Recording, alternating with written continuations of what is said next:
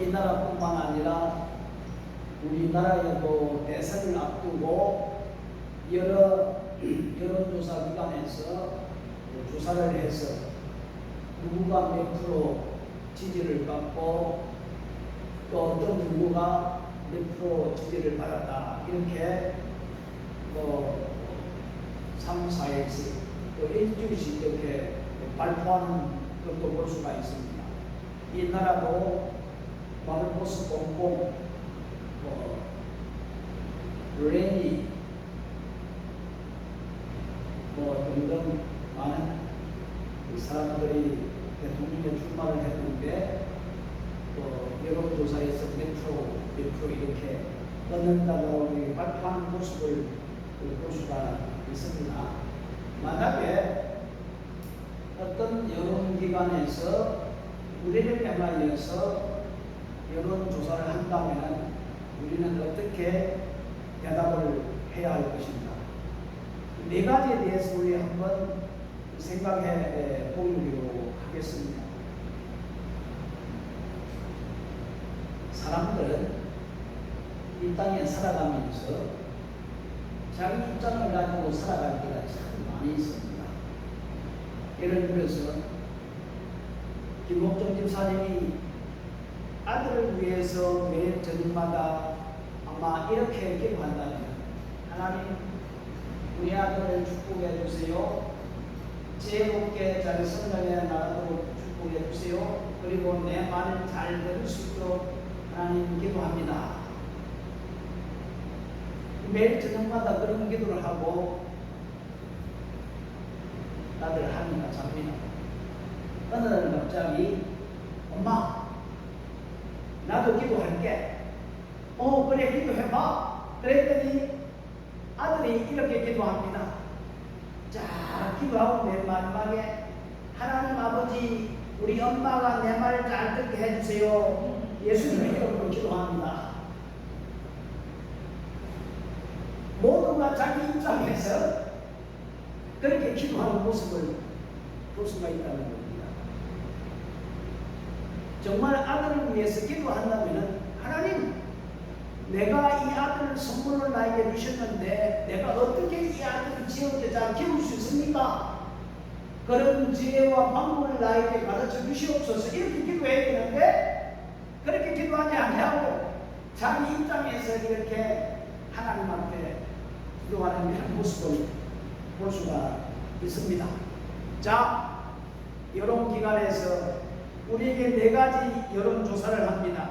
첫째, 여러분들은 지금 살아오면서 얼마나 봉사를 했습니까?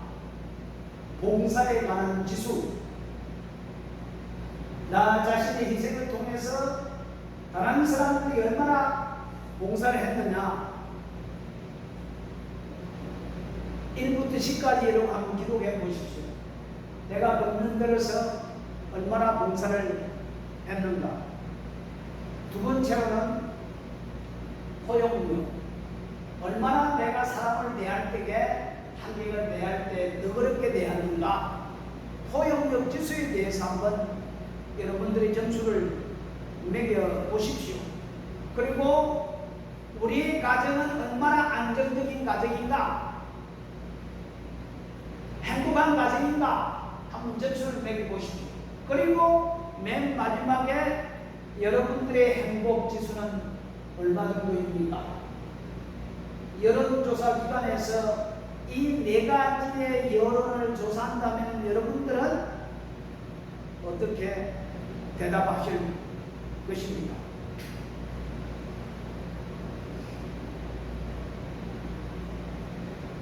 사랑하는 성도 여러분, 하나님이 우리를 만드실 때에, 우리를 구원하실 때에 우리에게 낙을 누릴 수 있도록, 낙을 누리며 살아갈 수 있도록 만드셨다는 겁니다.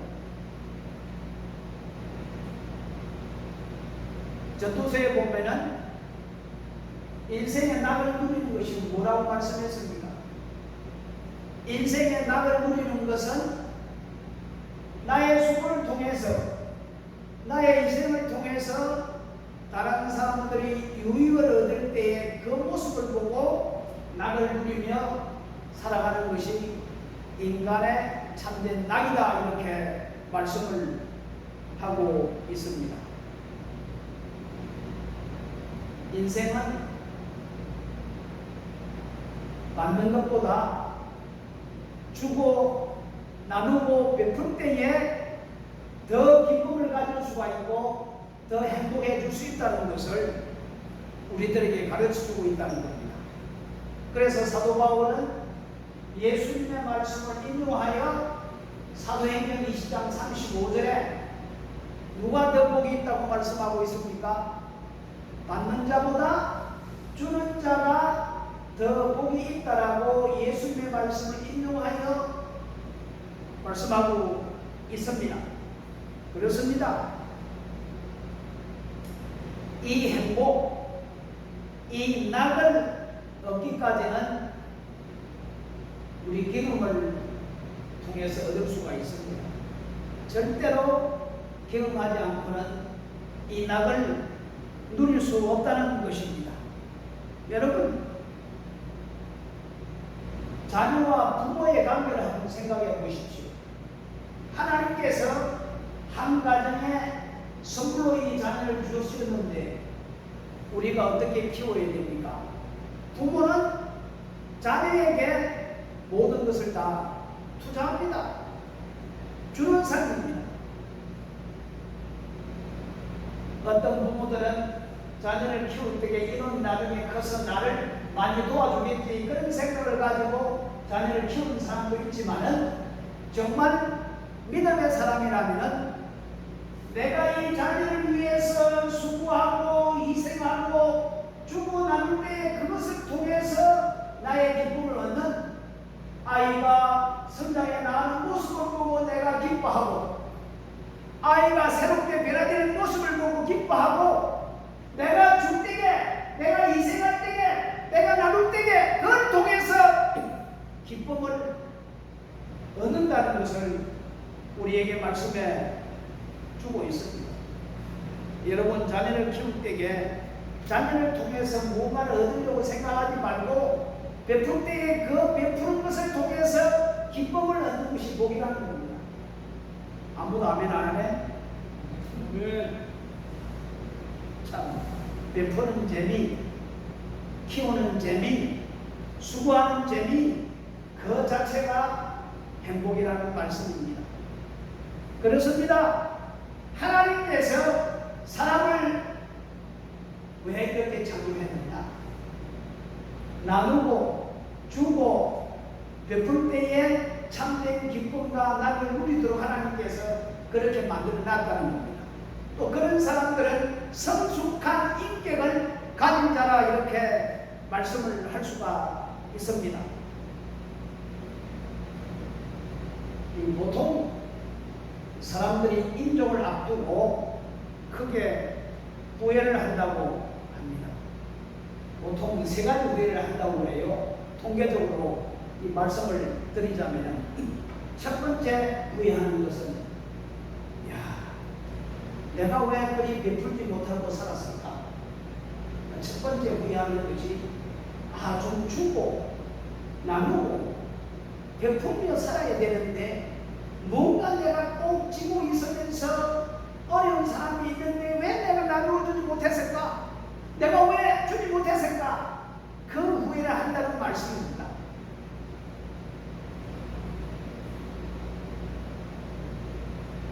두 번째로는 참지 못한 것에 대해서, 내가 조금만 참았으면 잘 좋았겠는데 참지 못하고 화를 버릇내고 욕을 하고 성질을 부리고, 내가 조금 참았으면 문제가 안 생겼을 건데, 내가 좀 참았으면 가정에 문제가 안 생겼을 건데, 내가 좀 참았으면 친구들과 어렵게 지냈을 건데, 이 참지 못한 것에 대해서 후회를 한다는 말씀입니다. 그리고 마지막에 후회하는 것은, 내가 행복하게 살아갈 수 있었는데 내가 행복하게 살지 못했다는 것. 내가 좀 인생을 아름답게 살아갈 수 있는데 살아가지 못했던 것. 얼마든지 즐겁게 살 수 있었는데 나는 왜 이렇게 사람이 못되어 먹어서 나를 괴롭게 만들고 다른 사람들 괴롭게 만들고 그렇게 살았던가. 이것이 대부분의 사람들의 공통적 후회라고 이렇게 말씀을 합니다. 여러분은 어떻습니까? 여러분들은 받는 때만 급급하고 주는 때는 신경을 쓰지 않습니까?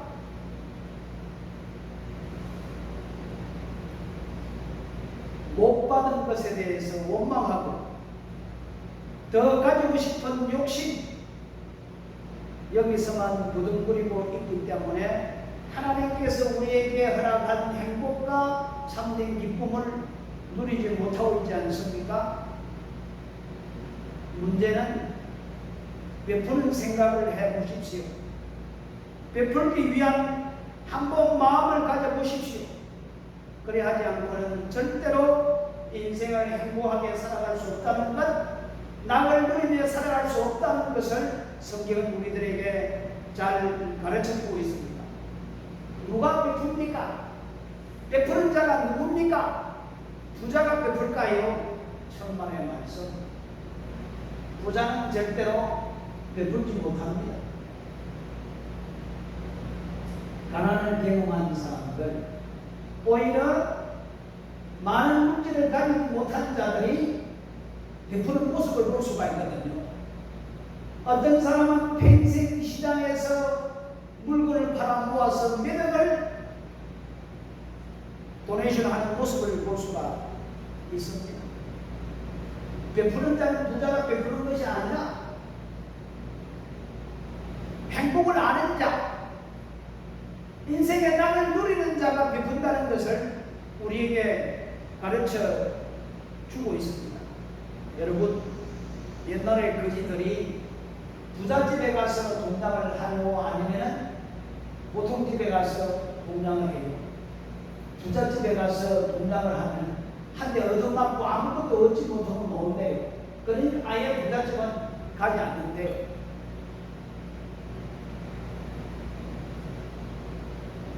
그러면 누구에게 베풀어야 되느냐? 우리가 누구에게 베풀어야 되느냐? 나하고 친한 사람, 나를 잘 아는 사람, 나의 친척. 성경은 그런 사람들에게 베풀기보다는 나에게 찾아올 수 없고 나에게 도움을 요청할 수 없는 그런 사람들에게 베풀라고 말씀하고 있습니다.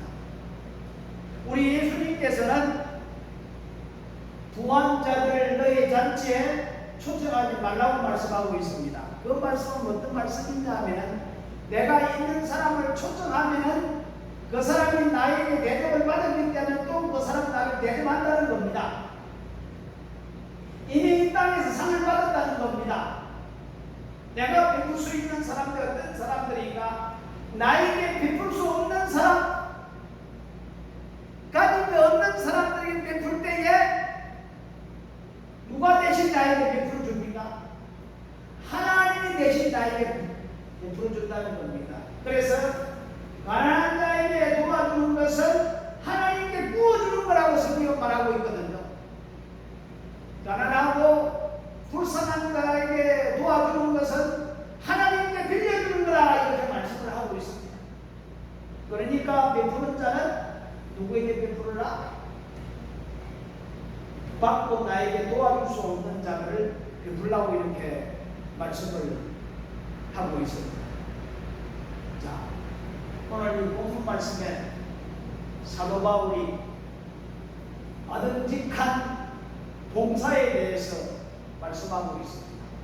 여러분, 오늘 이 본문 말씀을 우리가 가만히 연구를 해보면은 사도 바울은 팔레스틴, 소아시아, 그리스, 마게도니아 여러 지역을 돌면서 복음을 전하고 교회를 세워줬습니다. 지금 이 편지를 쓰는 바울은 고린도에서 지금 편지를 쓰고 있습니다.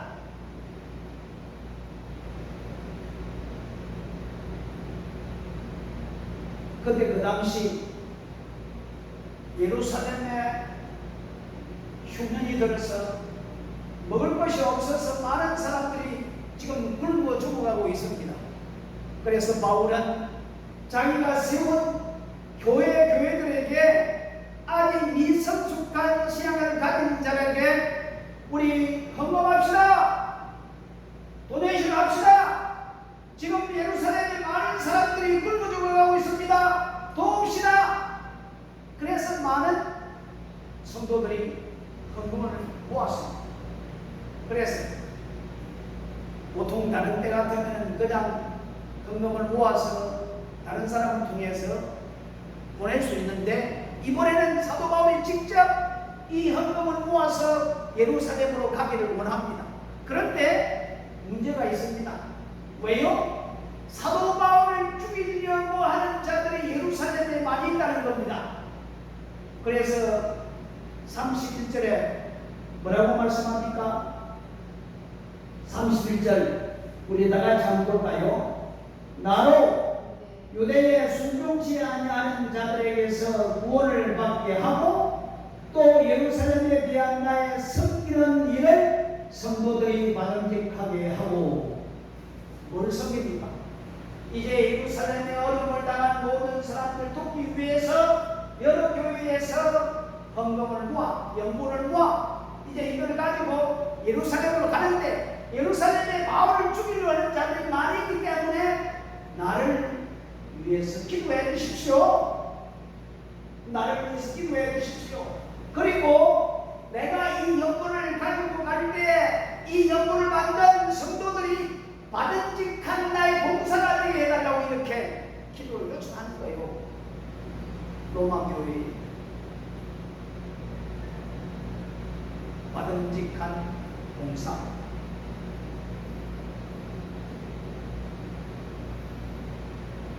지금 로마 교회에 편지를 쓰고 있습니다. 내가 예루살렘에 대한 섬기는 일 바람직한 것이 되기를 바랍니다. 위하여 기도해 주십시오. 섬기기 위해서 모든 연고를 가지고 가고 있습니다. 그런데 이것이 바람직한 것이 되게 해 주십시오. 이렇게 기도 요청을 하고 있는 것입니다. 얼마나 놀라운 이야기입니까? 이것은 주는 마음입니다. 주는 마음 뜨거워야 된다는 것입니다. 그냥 아무렇게나 던져주는 것이 아니라 물질이 아니라 마음인 것을 우리에게 잘 가르쳐 주고 있습니다. 마음을 주고 사랑을 주고 희생을 주고 미안한 마음을 주고 그래야 된다는 것을 우리에게 잘 가르쳐 주고 있습니다. 여러분 모르겠어요. 자녀들에게 용돈을 줄 때에 어떤 마음으로 주는지. 어떤 부모는 우리 이제 부자 아버지, 가난한 아버지 이렇게 책에 보면은 아버지가 용돈을 줄 때에 부자 아버지하고 가난한 아버지, 그러니까 자기를 낳아준 아버지가 가난한 아버지, 자기를 키워준 아버지가 부자 아버지예요. 그래서 두 아버지가 용돈을 줄 때에 가난한 아버지는 용돈을 줄 때 아들에게 뭐라고 하며 주냐 하면 아껴 쓰라 하고 준대요. 그런데 부자 아버지는 용돈을 주면서 잘 써라, 잘 사용해라. 벌써 다르지 않습니까? 아버지가 아들에게, 딸에게 용돈을 주면서 아들아, 딸아, 미안하다. 내가 좀 잘났고 내가 좀 건세가 있고 내가 좀 똑똑하다면 많은 용돈을 줄 수가 있는데 이것밖에 줄 수 없어서 미안하다. 그렇게 하면서 주는 것하고 야 이놈새끼야 어떻게 그렇게 용돈이 많이 쳐서 좀 아껴서 하고 주면 그 받는 사람들의 마음이 어떨까요? 오히려 아들아 미안하다. 내가 이것밖에 못해서 좀 좋은 집에 태어났으면 좋은 것을 받고 사는데 우리 집에 태어나서 참 미안하다. 이런 것 주면은 아들, 딸이 더 미안해서 더 감사하지 않아요? 응? 좀 이렇게 지금 사도 바울의 마음이 이런 마음입니다. 많은 헌금을 모아서 예루살렘을 가고 있지만은 뭡니까? 사랑의 마음을 담고 희생의 마음을 담고 그리고 미안한 마음, 좀 더 주고 싶은데 주지 못하는 그런 마음.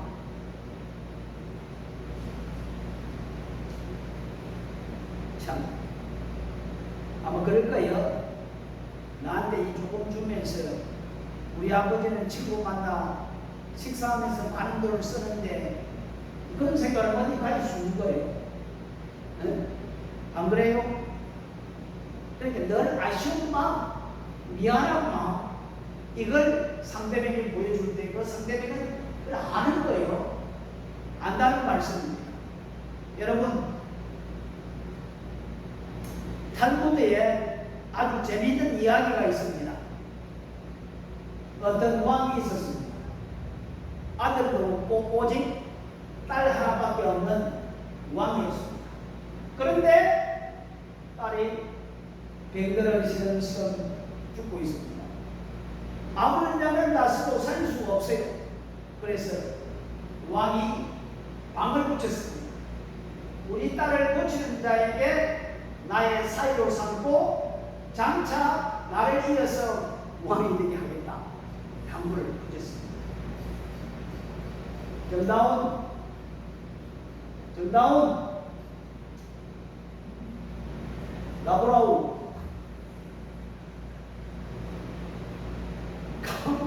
이 방을 붙였어요. 그런데 먼 나라 산골에 사는 사병제가 산골에 살고 있었습니다. 사병제가 뭘 갖고 있었냐면은 멀리 큰아들, 큰 형제, 큰 형은 멀리 모든 것을 바라볼 수 있는 망원경을 가지고 있고, 그리고 둘째 형제는 양탄자, 어디든지 타고 갈 수 있는 양탄자를 가지고 있습니다. 그리고 마지막 형제는 모든 질병을 고칠 수 있는 사과 한 개를 가지고 있었어요. 그 어느 날 형이 망원경을 보고 쭉 보니까 한 나라의 이 방을 본 거예요. 강물을 본 거예요. 어허, 우리 공주를 살린 자에게 사이가 되게 만들고 그리고 장차 이 나라 왕을 삼겠다.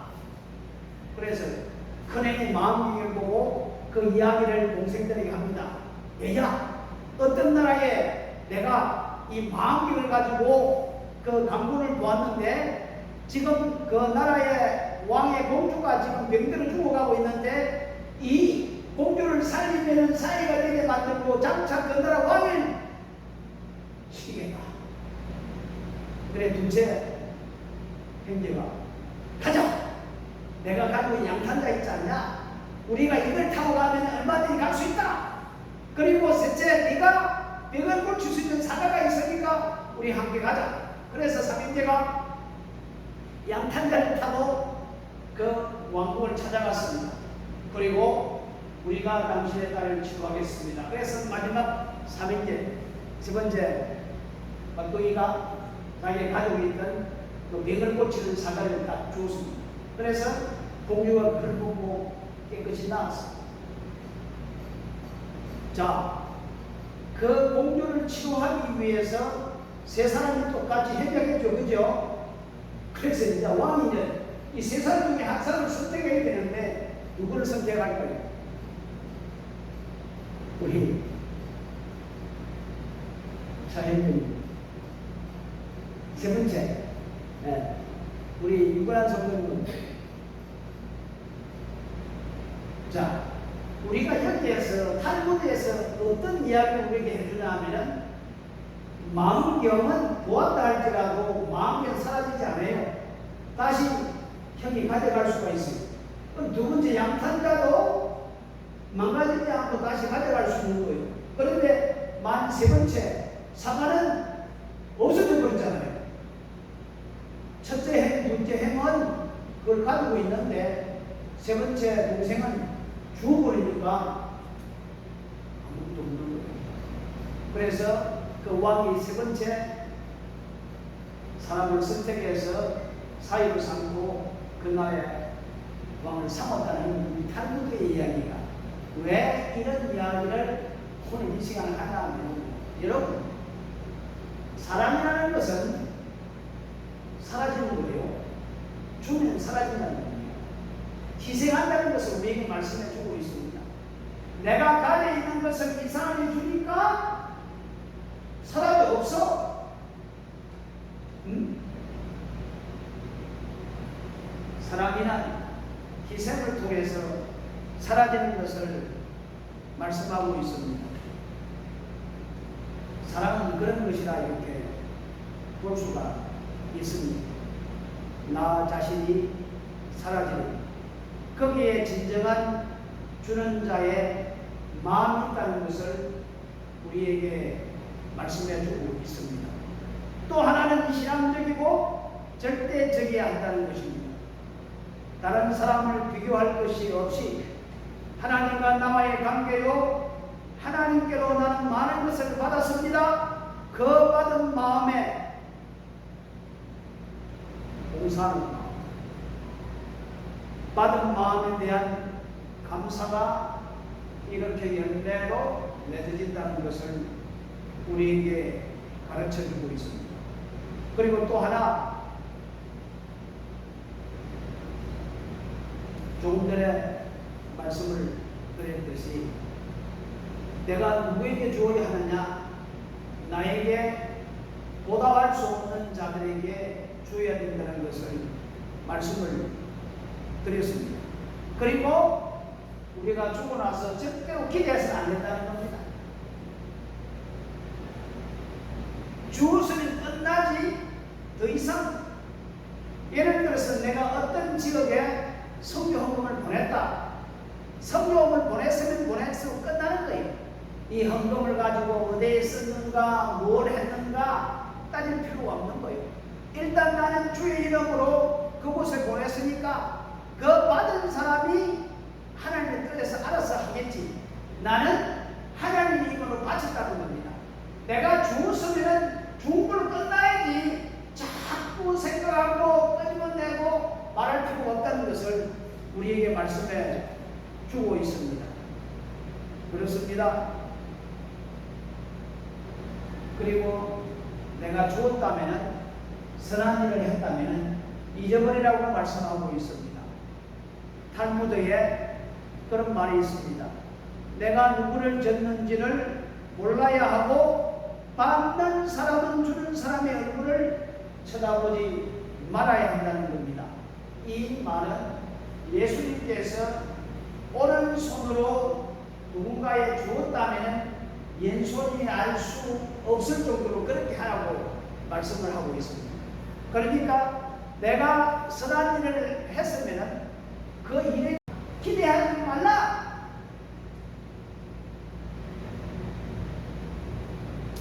얼마를 줬는지 누구에게 주었는지 기억하지 말고 잊어버리라고 말씀을 하고 있습니다. 사랑하는 성도여, 우리는 어려운 시대에 지금 살고 있습니다. 팬데믹 기간에 살고 있습니다.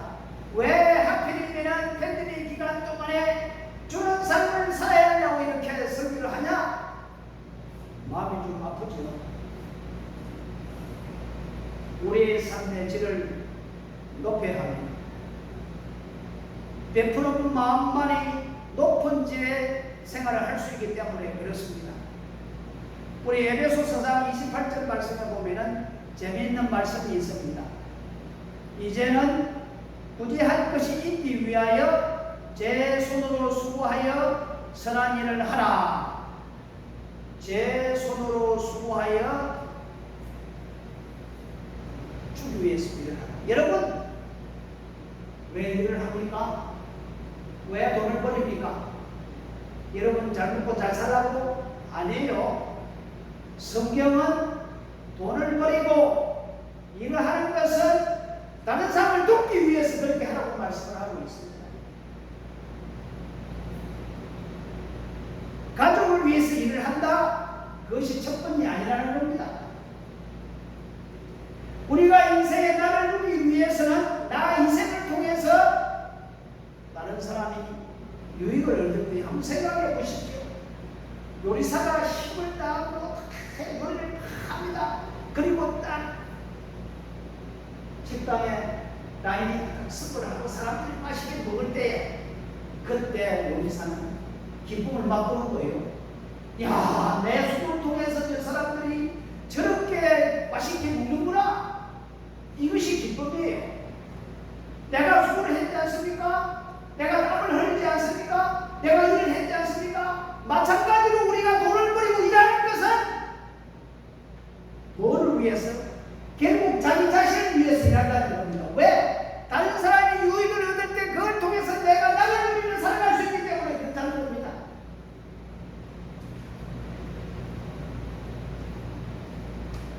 오늘 이 시간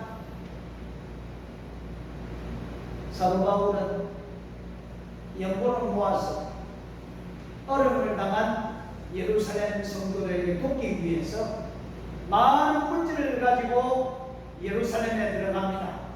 그런데 사도 바울을 죽이려 하는 사람들이 많이 있습니다. 그렇지만은 이 연고한 사람들의 마음과 희생과 사랑을 담아 가져가기 위해서 나가는 모습을 볼 수가 있습니다. 사랑하는 성도 여러분, 우리는 어떻게 살아야 됩니까? 우리의 봉사, 우리의 수고가 하나님 앞에 받을 만한 봉사가 되어야 되지 않겠습니까?